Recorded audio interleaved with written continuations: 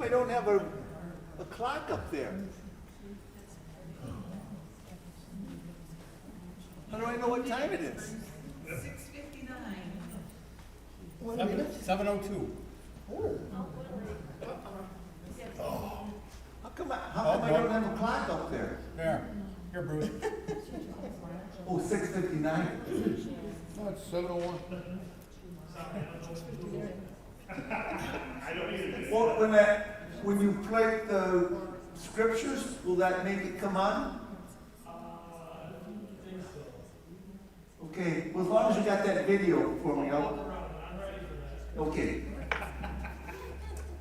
We can let you know when your time is up. Good idea. Yeah, we'll get up and walk out. Yeah. I won't let her run over Bruce. Okay. Well, it must be time to start.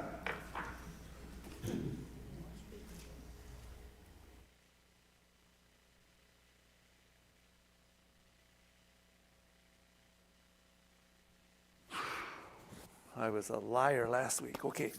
Numbers 35, and let's have a word of prayer and we'll get started. Father, thank you for another day of life, and we're so grateful for your presence in our life, the blessings that we receive. Some we acknowledge, some we just take for granted, and we apologize for that this evening. But as we look into your word, I pray your Holy Spirit would be given an opportunity to show us the simplicity of everyday living, the fact that what your children battled clear back here in Numbers are things that we struggle with even today. And may we see that your consistency and your persistence and your promises are constantly at our disposal. And for that we thank you in Jesus' name. Amen. Okay, Numbers 35. We're just about ending here, and they've not crossed over yet, but this section, Moses is telling them that when we get into the promised land, God's concern is that the entire population have access to Levites. When we get there, they don't know this yet, but when they get over to the promised land, the tabernacle is not going to travel. It's going to be in one spot.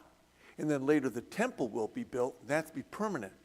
So here, through 39 years of travel, they had easy access to Levites because it was always with them. But that's going to change. So God's going to have this set up, and no matter where they are in the land, there will be Levites in those cities. Bigger cities will have more Levites than little cities.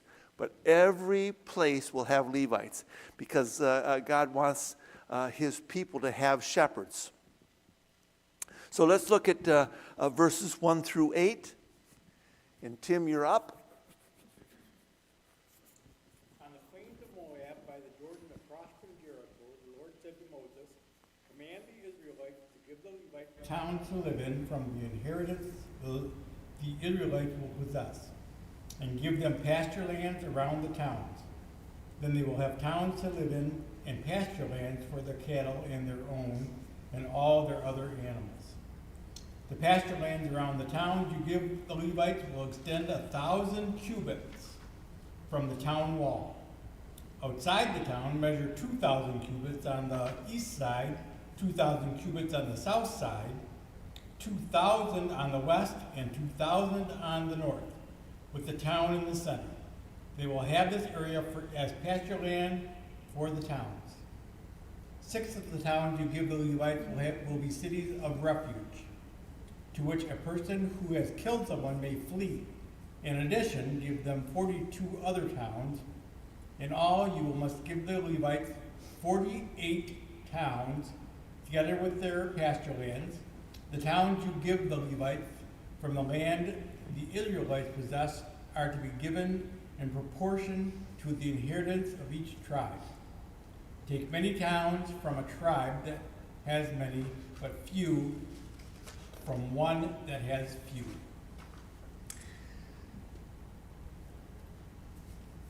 First of all, the Levites needed sustenance. They weren't given any land. They weren't a tribe that inherited any land. The way they did that was Joseph had two sons, Ephraim and Manasseh.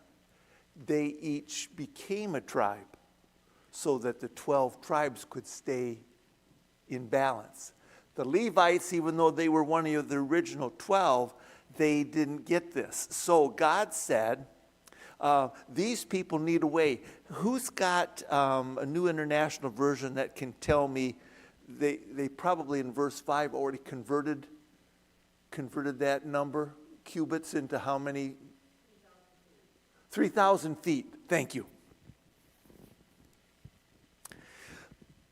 So the Levites, they needed property because this was an agricultural time in the development of history. The Levites weren't working, in a factory, and then they'd come home and do their Levite stuff. When they were home, they were doing agricultural things. So they needed land. Every city that they were given, they had so much for the city, and then in every direction out, north, south, east, west, they were given 3,000 feet of land for their crops, for their animals. And who divided up the land? God did. What is the genius of that?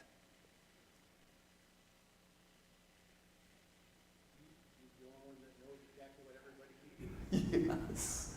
If man was left to divide up the land, you would have one Yehu that would say, these Levites, Levites are lazy to begin with. Why should we give them anything? Why don't we just give them a city and call it good?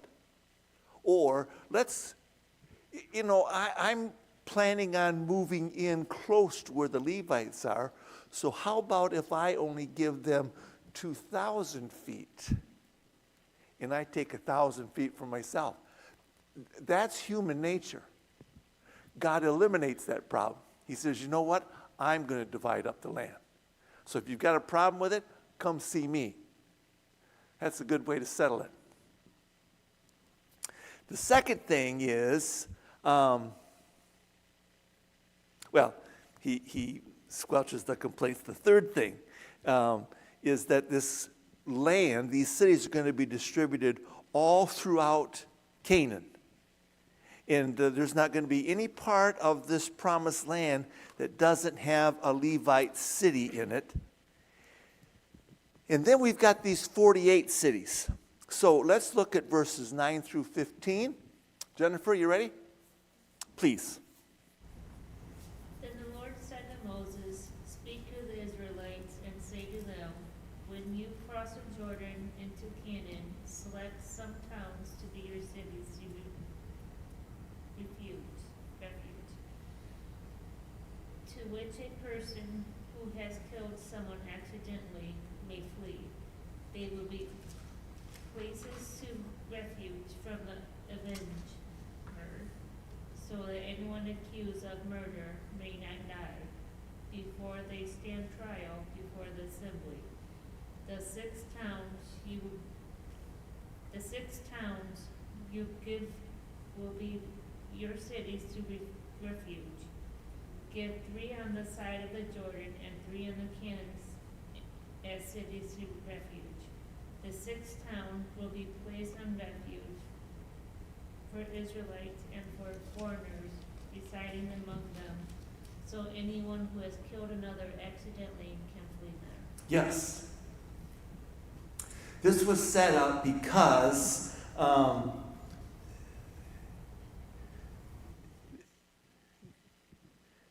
the culture in which these people lived, and it was in every group of people, Amalekites, Jebusites, Egyptians. If you killed one of my family, I'm going to kill you.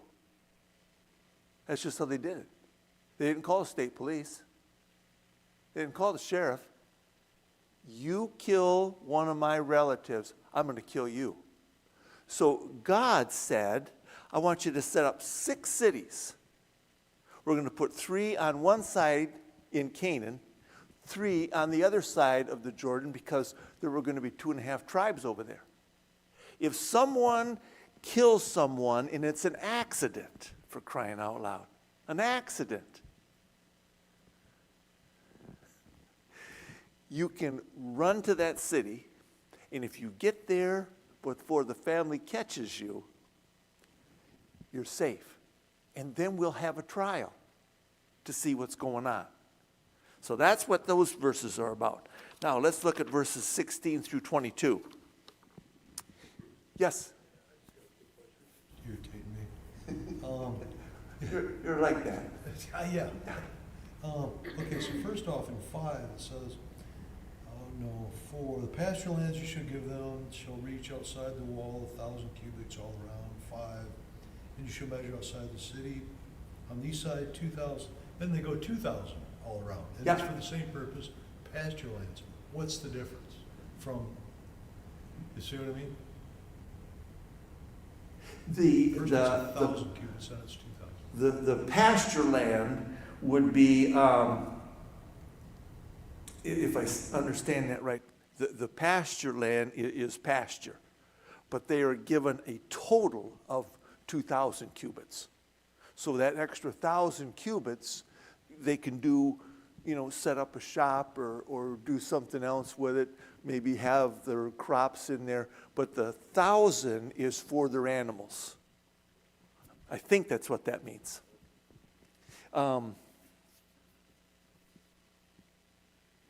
So, seeing you're speaking, would you read 16 through 22? No, I'm not. Struck him down with an iron object so that he died, he is a murderer. The murderer shall be put to death. And if he struck him down with a stone tool that could cause death and he died, he is a murderer. The murderer shall be put to death. Or if he struck him down with a wooden tool that caused death and he died, he is a murderer. The murderer shall be put to death. The avenger of blood shall himself put the murderer to death. When he meets him, he shall put him to death.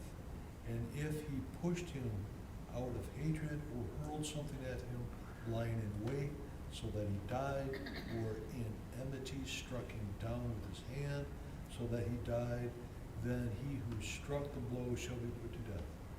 He is a murderer. The avenger of blood shall put the murderer to death when he meets him. Okay. Even if you make it to one of these cities of refuge, and you're found to have done it on purpose, doesn't matter. They're going to take you out of the city, and relative is there waiting, and he'll handle it. Capital punishment in God's law was common sense. God wanted people to understand the value of life. And the argument goes, well, how can you have a value of life if you kill somebody that kills somebody? Well, it is a measure of trying to keep people from killing each other. There's a penalty to pay. And we do that all the time, except we don't have death involved. But if you've probably seen those signs, or maybe you don't, but there's little teeny signs at most gas stations. and they say, if we catch you driving off without paying, you lose your license. Well, that's not fair. Maybe it was an emergency and I had to go quick. No, there is deterrence for this. In murder, there's just, it was just penalty. So, Marilee, would you read verses 22 through 25? But if he thrust himself suddenly without harming the thief, or have cast upon him anything without weighing of weight, or with any stone wherewith a man may die, slew him not, and thrust it upon him, that he die, and was not his enemy, neither sought his harm, then the congregation shall judge between the slayer and the revenger of blood, according to these judgments. And the congregation shall deliver the slayer out of the hand of the revenger of blood, and the congregation shall restore him to the city of his refuge, whither he was fled, and he shall abide in it unto the death of the high priest, which was anointed with the holy oil. This business of unintentional always reminds me when I was first married to my first wife. I was young, real young. My in-laws didn't like me to begin with, but we were camping up by Interlaken. And I don't like camping. But we were just sitting around the campfire, and there were chipmunks and squirrels everywhere. And I just picked up a stick and tossed it.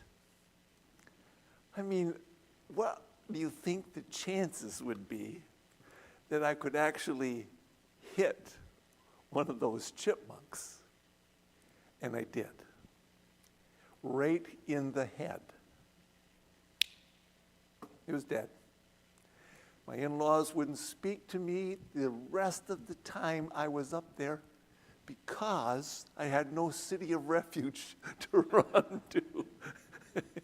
And they were convinced that I did it on purpose.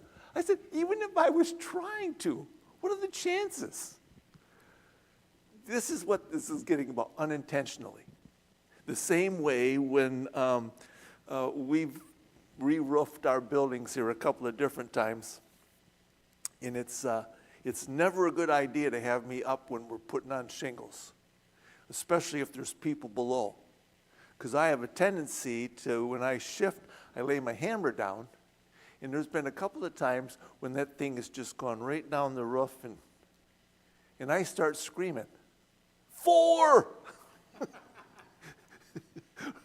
Look out below, whatever it is, because, hammer comes off the roof, hits somebody, that could be trouble. God's going to help me out here. Bruce, I know you didn't do it on purpose. Or at least something that had a hose to it. But see, that's a whole lot different than if you're watching somebody that you really don't like, and they keep walking back and forth or hauling materials, and you plan it just right so that the hammer goes down and then gets them. City refuge isn't going to do you any good there. They're just going to haul you out, and family members going to get you. So that's what he's talking about. Let's look at verses 26 through 28, Chuck. Oh, yeah. Before you go on, Bruce, even if he's found not guilty of intentionally murdering somebody, he has to stay in that city of refuge for the rest of his life, though. Is that because the family would kill him if he came out? We're going to read that right now. Oh, okay. Never mind. Good Just question. ignore me. Yes. Ignore me. Answer his question, Chuck, 26 through 28. But if the manslayer at any time goes beyond the border of his city of refuge, to which he may flee, and the blood avenger finds him outside the border of his city of refuge, and the blood avenger kills the manslayer, he will not be guilty of blood, because he should have remained in his city of refuge until the death of the high priest.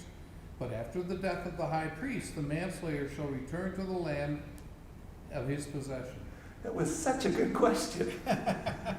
Thank you, Chuck, for having the answer right there. Yeah, if you make it to the city of refuge and you are innocent, you have to stay there until the high priest dies. And hopefully the family knows that the high priest died, or it could be trouble. Okay, Renee, verses 29 through 32. These are to be legal requirements for you throughout generations to come, wherever you live. Anyone who kills a person is to be put to death as a murderer only on the testimony of witnesses. But no one is to be put to death on the testimony of only one witness. Do not accept a ransom for the life of a murderer who deserves to die. He must surely be put to death. Do not accept a ransom for anyone who has fled to a city of refuge, and so allow him to go back and live on his own land before the death of the high priest. So the high priest must die. Yeah, except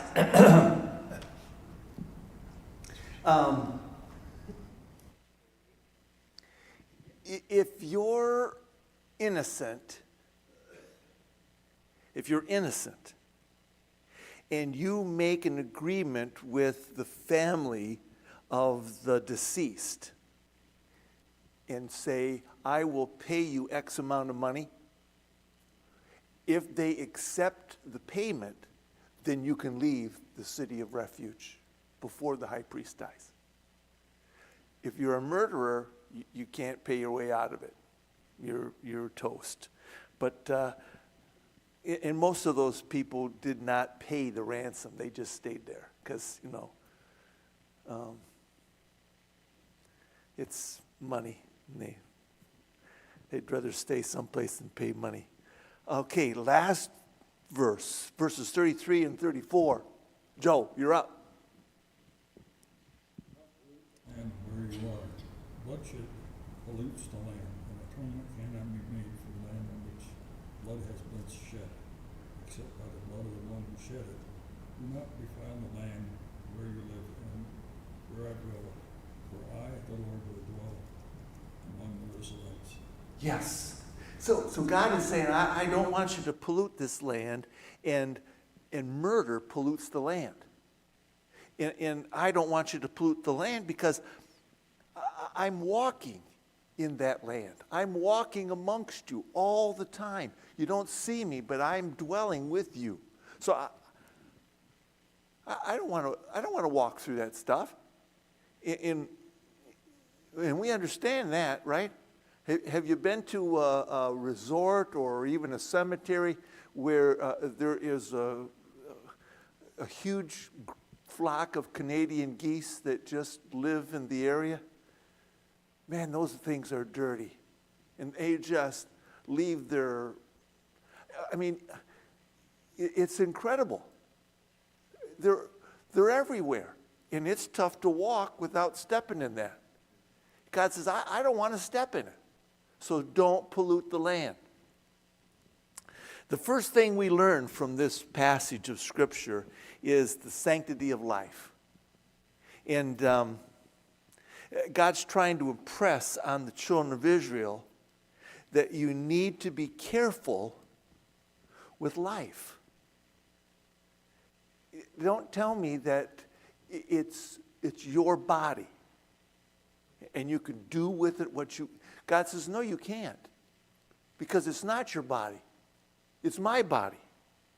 I created you, and you've got no right to take what I created away. He was trying to impress that. Wow, that's wild. Second, and perhaps this is maybe the strangest thing about why he's got this chapter in here, is he's trying to break the law of sin. This cycle. You kill my relative, I'm killing you.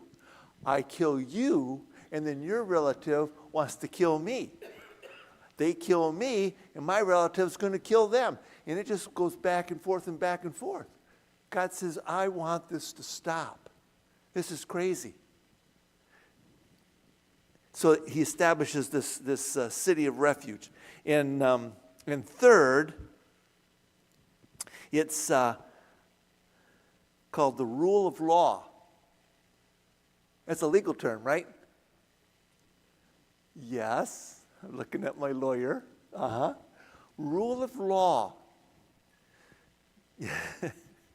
God says, I do not want you to go into this new land and just go willy-nilly. You know, do whatever you want and you're a law unto yourself. No, there's laws to follow. And ultimately, in verses 33 and 34 that Joe read, it tells us that ultimately sin is against God. So let's go to chapter 36. Chapter 36. And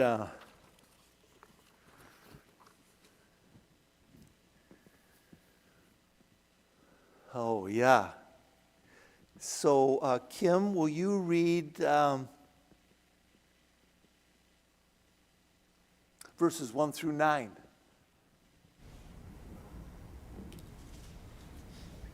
And the heads of the fathers' households of the family of the sons of Gilead, the son of Machir, the son of Manasseh, and of the families of the son of Joseph, came near and spoke before Moses and before the leaders, the heads of the fathers' households of the sons of Israel. And they said, the Lord commanded my Lord to give the land by lot to the sons of Israel as inheritance.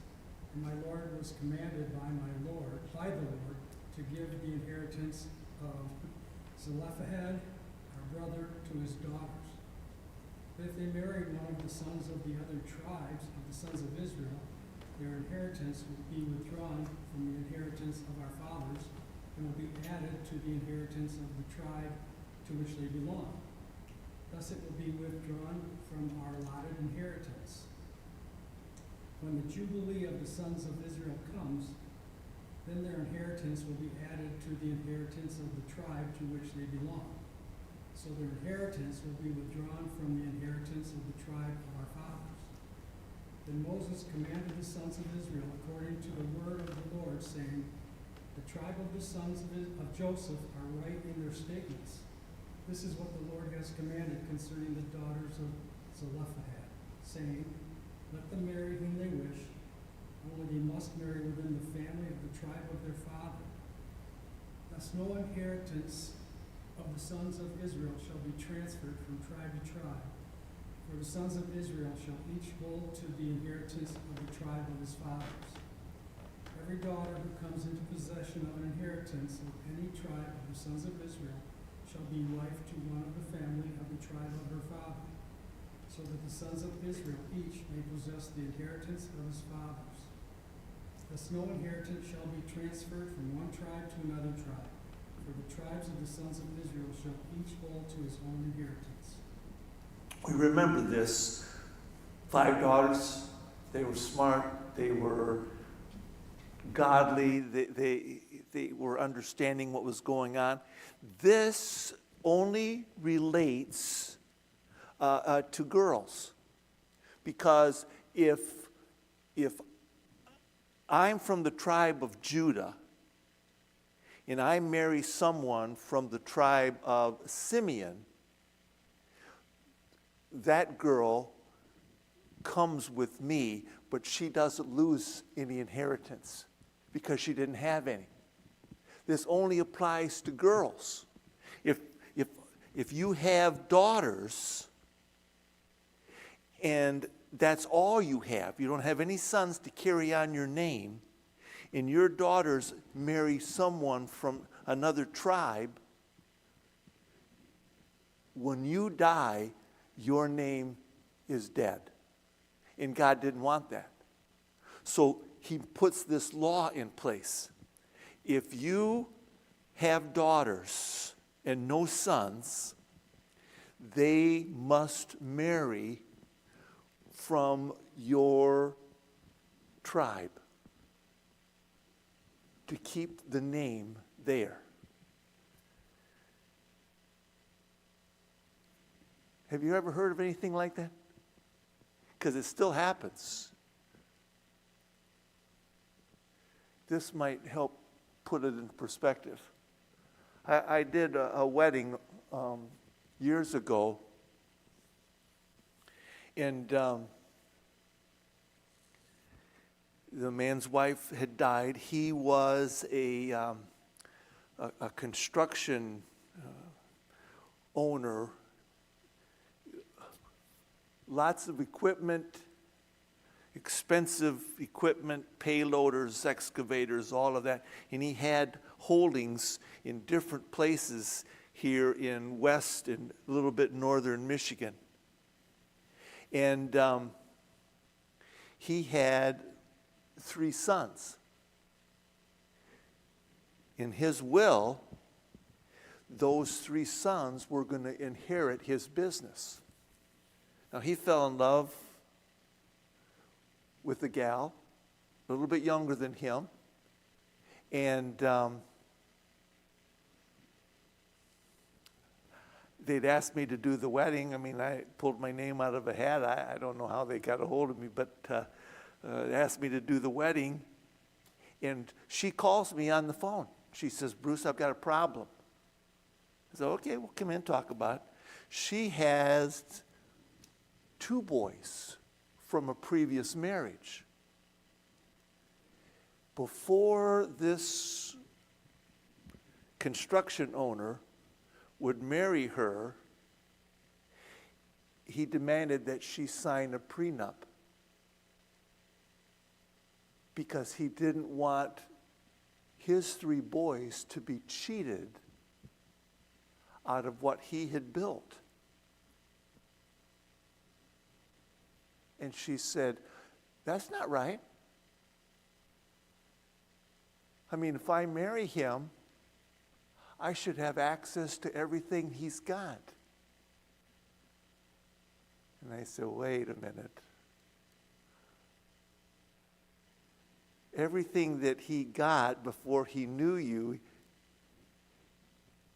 he worked for. And you want to just waltz in and claim it?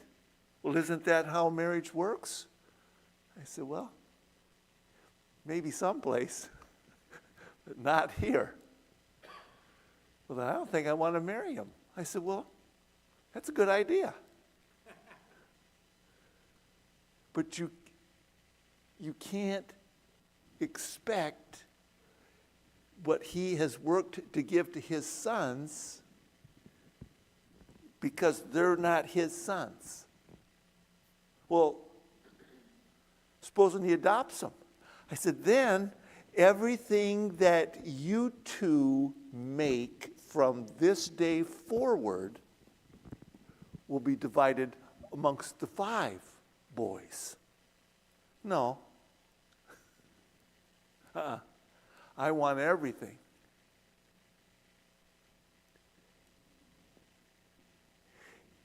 And see, what he was worried about, and rightfully so, supposing she got everything, and then he died first. Change the will. His 3 boys get zip. See, this is what we're, Numbers 36 is current with our culture. God says, "No, I don't want this collection. I want an equitable division so that you don't have someone gobbling up all the land, taking it away from the Levites or taking it from other tribes. I want you to keep your boundaries, keep your lands so that everybody has an equal amount."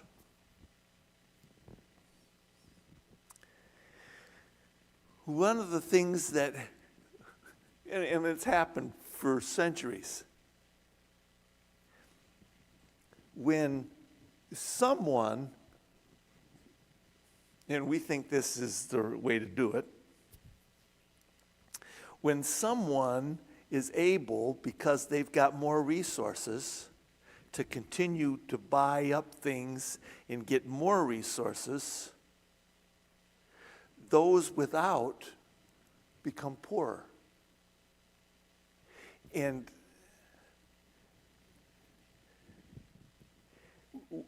we pride ourselves on capitalism. And I'm not suggesting communism or socialism. I'm just saying God, in his economy, was thinking, if we could all just be content with what we've got, we wouldn't have to raise prices, because the CEO of Ford, who's already making more than all of us combined in our lifetimes, will have, and he continually wants more. It's what's created the inequality, and that's why there are people who live on the streets of Grand Rapids who are homeless, because they have nothing. And how do they get anything? It just is. This is what God was trying to do away with. That's why he wanted to keep the tribes separate, so that you didn't go back and forth. And this is where he's talking about. So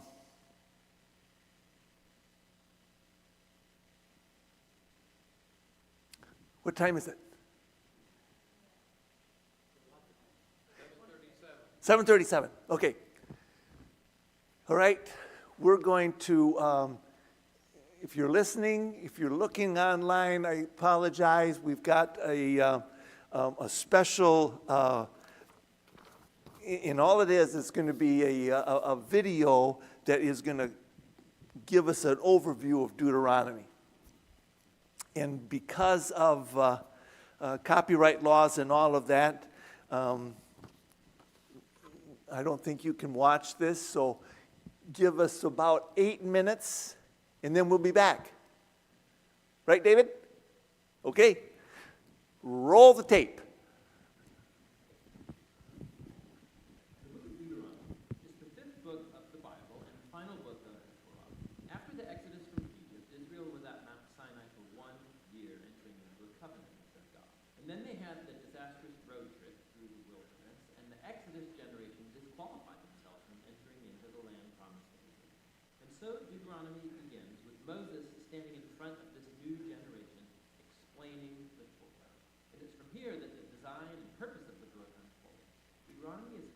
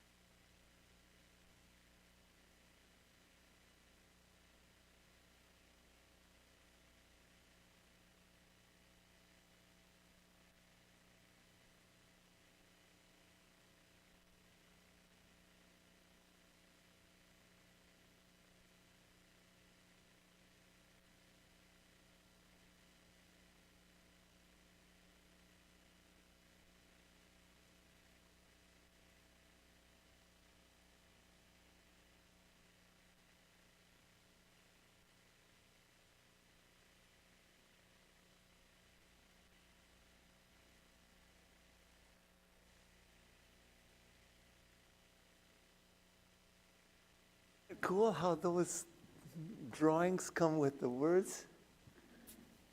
There's a section in The Chosen that if you've seen it, you've probably gone right over it.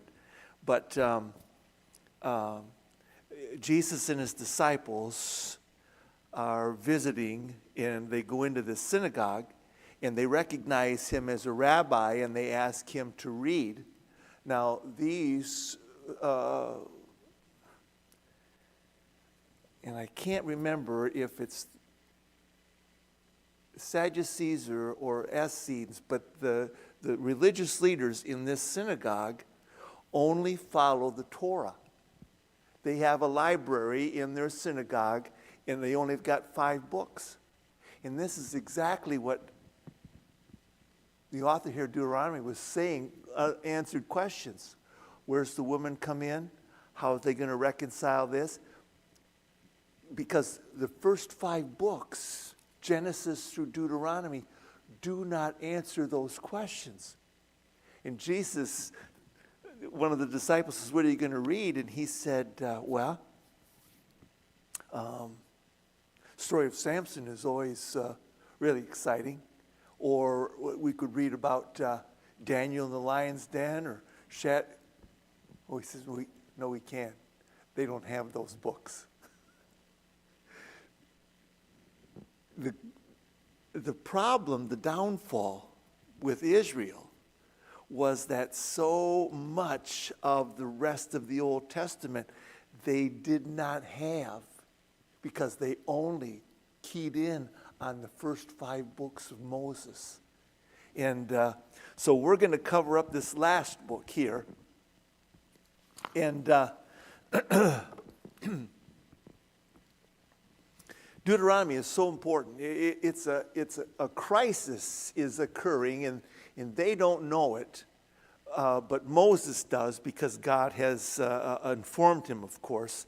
But they are going to be changing from constantly wandering as nomads to living in cities that they didn't build.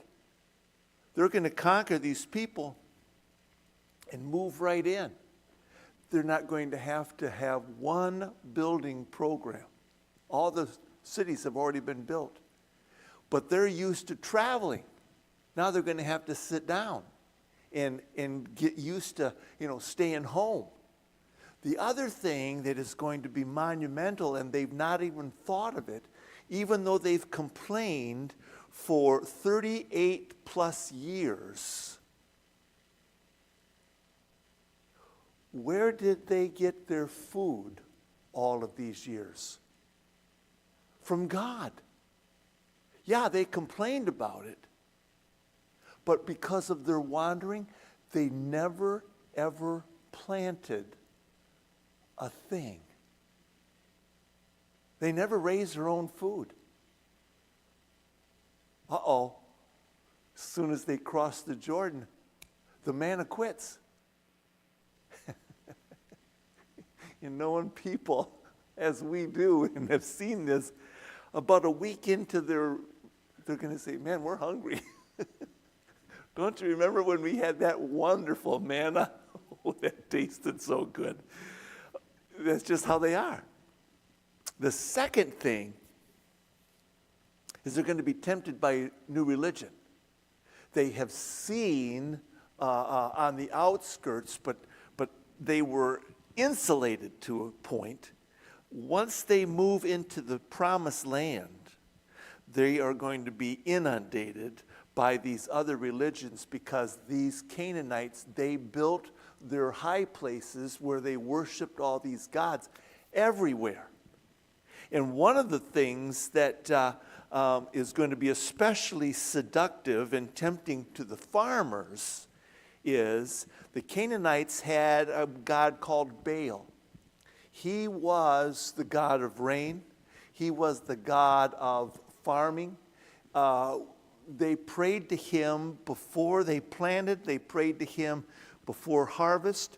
And the farmers, as they're getting their feet wet on all this agricultural stuff, if things don't go just right, are going to be tempted to worship Baal instead of God. And so Moses is going to give them 3 sermons, and he talked about that briefly. So let's, how much time I got?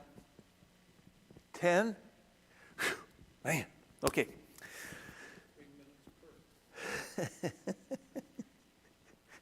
Well, let's start with the first 5 verses. Sally, would you read the first 5 verses of Deuteronomy 1? These are the words Moses spoke to all of Israel in the wilderness, east of the Jordan, that is, in the Arabah, opposite Suf, between Paran and Tophel, Laban, Hazeroth, Dizahab. It takes 11 days to go from Or to Kadesh Barnea by the Mount Seir road.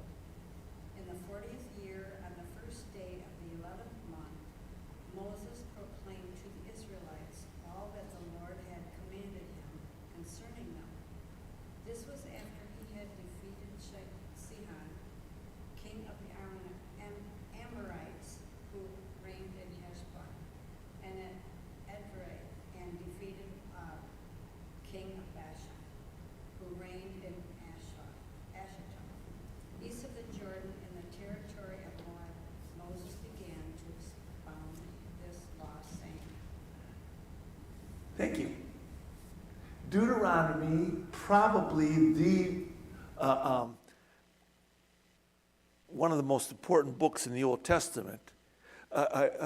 Jesus quoted from Deuteronomy more than any other book in the Old Testament. The New Testament writers quote from Deuteronomy 200 times. It has the Shema, and they always are talking about that in the Chosen, and it's basically they say this prayer every day. The Lord our God is one. Bless the Lord our God. And it's been, scholars call Deuteronomy the Romans of the Old Testament. And he's not restating the law, he's explaining what these laws are for. And they needed that. So notice in verse 2, when they were at Mount Sinai, how close were they to the promised land? Way back, 40 years ago, when they were at Mount Sinai, how close were they to the promised land? 11 days. 11 days, and they could have been there. Took them 40 years. 40 years.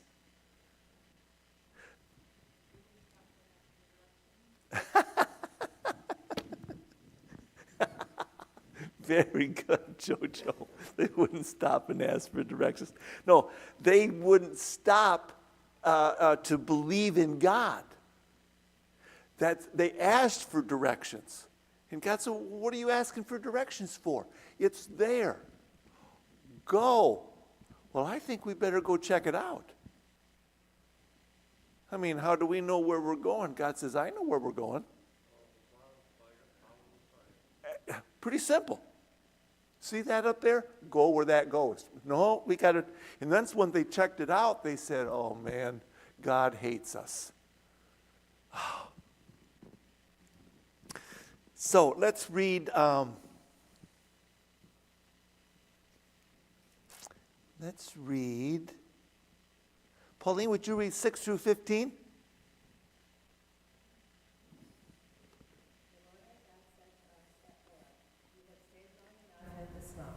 Break camp and advance into the hill country of the Amorites. Go to all the neighboring peoples in the Arabah in the mountains, in the western foothills of Negev, and along the coast to the land of Canaanites, and to Lebanon, as far as the great river, the Euphrates. See, I have given you the land. Go and take possession of the land that the Lord has sworn he would give to your fathers, to Abraham, Isaac, and Jacob, and to the descendants after them. At the time I say to you, you are too heavy a burden for me to carry alone. The Lord our God has increased your numbers so that today you are as many as the stars in the sky. May the Lord, the God of your fathers, increase you 1,000 times and bless you as promised. But how can I bear your problems and your burdens and your disputes all by myself? Choose some wise, understanding, respected men from each of your tribes, and I will set them over you. You answered me, what you propose to do is good. So I took the leading men of your tribes, wise and respected men, and appointed them to have authority over you, as commanders of thousands, of hundreds, of fifties, and tens, and of tribal officials. Fine. Now this is Moses speaking. This isn't God. This is Moses speaking. He's speaking to a generation that were just children when they were at Sinai. All the parents and grandparents of these kids, 19 and younger, have died. So Moses is rehearsing for them a history. And he says, we are going to go from here to here because God has given us all that land. He promised Abraham, Isaac, and Jacob that you would be as numerous as the sand of the sea. And look at yourselves. You're even more than that. And I'm praying before I die that God increases your number 1,000-fold. And he did.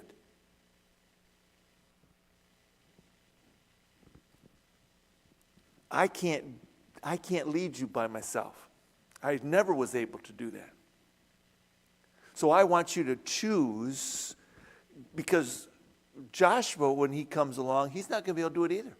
So I want you to choose men that are wise and discerning to lead, to give you counsel and guidance. And appoint them over the cities that God is going to give to you. And we're going to quit right there. That's a good place to quit.